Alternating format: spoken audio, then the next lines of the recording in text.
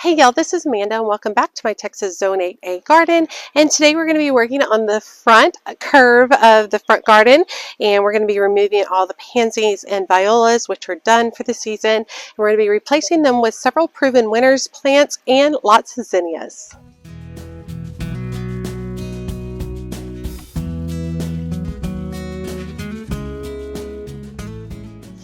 Okay, so the front curve is one of my favorite areas to work on. This last fall, or late fall, early winter, I planted a whole bunch of pansies, a mix of mauves and burgundies, and I planted a bunch of penny blue violas, which are absolutely gorgeous. But you can see now that we've had consistent heat, all of these are dying back, so I'm going to be removing all of those. Now, I also have some Dusty Miller, which is going to flower, which is really pretty, and I'm really liking it right now. I think I'm going to remove some of it, but not all of it, because what I'm going to be kind of working into the area, I think this Dusty Miller comes forward a little bit too much for what I'm wanting to achieve. Okay, so let's talk about the plants I'm going to be using. Okay, the main centerpiece of the design, which is going to go around, kind of around here, but further back, we'll remove some of the Dusty Miller, is this Proven Winners Summerific Hibiscus. This particular variety is called Cherry Choco Latte. It gets to about 48 inches tall, and it likes full sun to part sun. It's hardy in zones 4 to 9, so it should be a perennial in my area. We'll see how it does. It's kind of iffy with hibiscus, I feel like sometimes. And it blooms midsummer to early fall, which is a time of year where I don't have a lot of blooms going, so it'll be really nice to have this. It's described as a perfect late summer perennial, very large 8 to 9 inch flowers with white, with deep pink veining and a notable large eye. Attractive dark olive green foliage forms a compact airy clump. So this will be really fun to grow. So let me show you what the accent plants are going to be.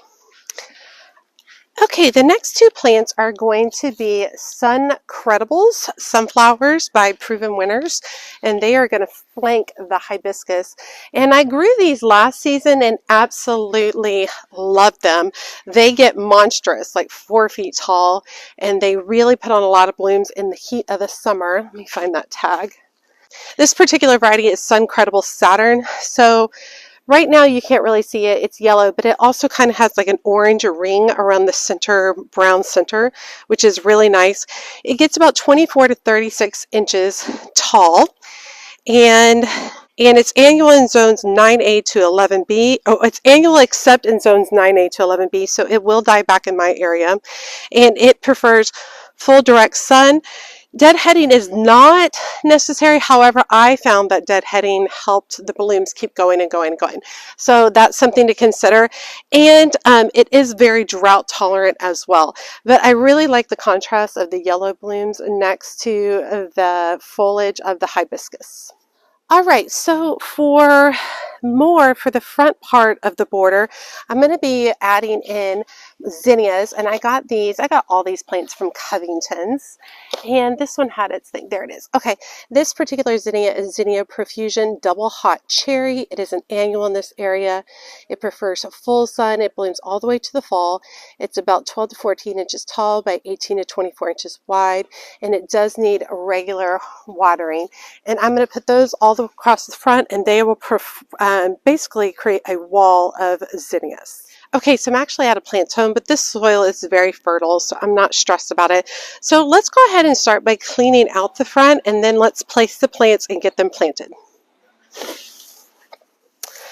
Okay, so basically I'm just going to be giving these a little tug, pulling out the entire plant. If the whole thing doesn't come out and its roots stay, I'm not stressed about that. I'll just leave them.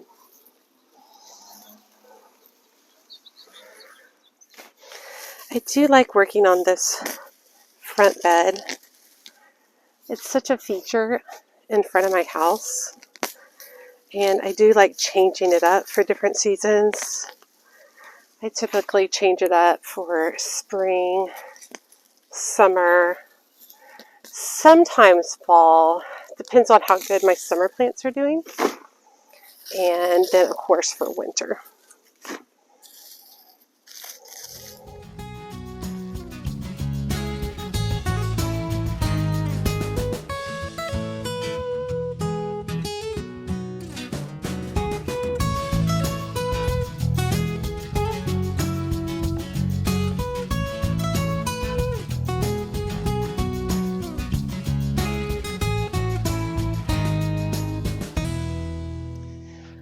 Okay, these Dusty Miller are doing really good. I am going to pull up a couple of these front plants just because this is where the Summerific Hibiscus is going to go. Now, I planted these Dusty Miller in the fall. They're absolutely beautiful. They've done really, really great this year. And I think what I'm going to do, I'm going to pull this one too.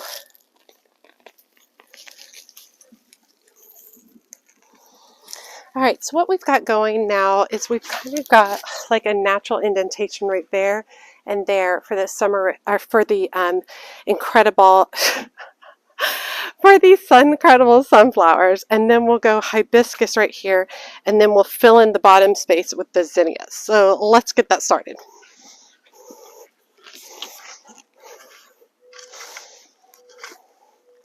So I do have drip lines in here, so I am trying to be careful where that is. And I know you guys are probably shocked that I'm willing to dig a hole this big. I hate digging holes. I will buy plants smaller for the express purpose of not having to dig a hole for them. I was just talking to a random lady the other day at Covington's nursery, and she said the same thing. She hates digging holes. She's like, I'd rather wait 3 years. And I was like, me too.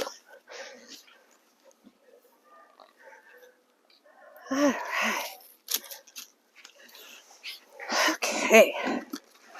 This guy's pretty dry, actually. It's getting watered pretty quick. Oh, but the soil's not too compacted or anything.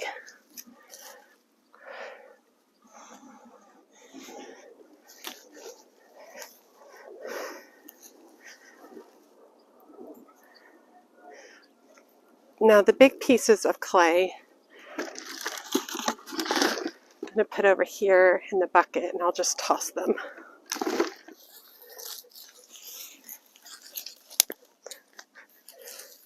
And then I'm going to use my foot, just kind of work down around the base, just to make sure it's secured well. And I am going to come back with mulch over the top of everything. All right, so let's place the Suncredible sunflowers, and they will tower above the Dusty Miller. Dusty Miller will kind of be at their base, which I think will look really, really nice. These Suncredible sunflowers can also be used for as cut flowers.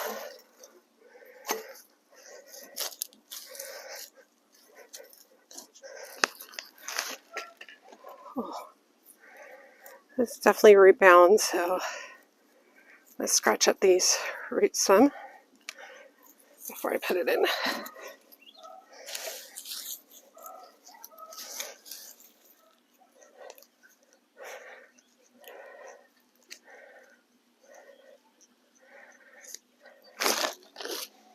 Look at that. That's seriously rebound.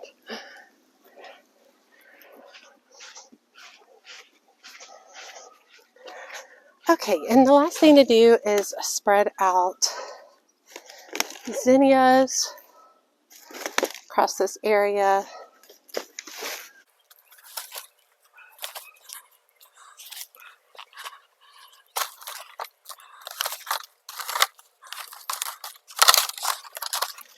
All right, that looks good. So let's get these planted as well.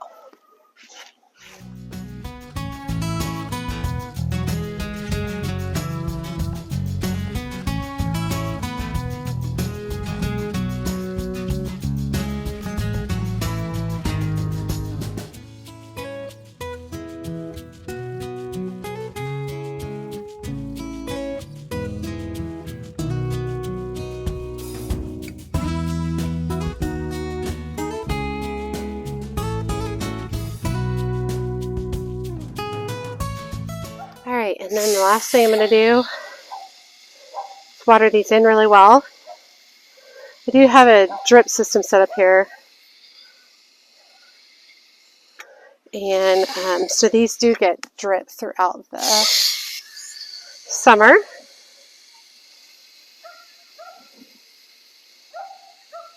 But anytime you plant a plant, you really have to water it in. Don't just put it dry into the ground and leave it. It's good to water them. It gets rid of any air pockets in there. And it kind of helps mesh the two different soils, this potting soil from the plant you planted and your garden soil. I'm getting ready to leave for a trip with my husband to celebrate our 20th wedding anniversary. And so I was really excited to get these in because they should begin filling out a little bit while I'm gone. So it'll be really fun after vacation to pull up and see these already in the ground and already doing well. I did add the mulch in. I think mulch is more important during the summer than pretty much anything else in my area because our summers are so hot. It really helps with the moisture retention for the plants.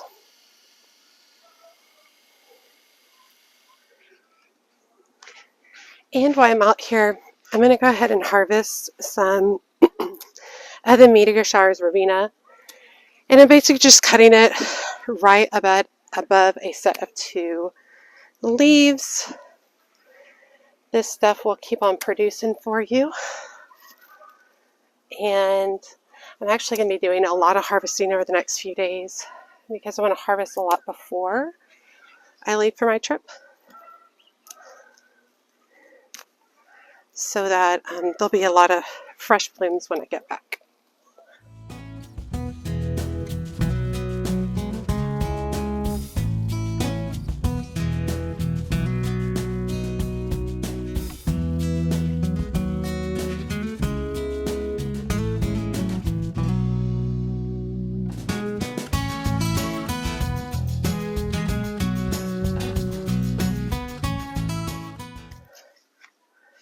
Okay, I'm going to leave a few taller ones in the back because I think that looks nice, but check that out.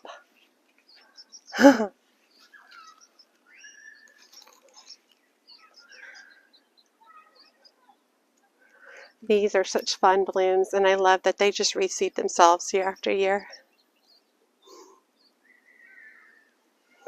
Okay, so let's take a close-up of the front curve. So we've got our Suncredible. We've got our Summerific Hibiscus, and then we've got our Profusion Zinnia all the way across the front. And it looks great now, but obviously it's going to look really good as it continues filling in. I'm pleased with it. Went well. I forgot to talk to you about pricing.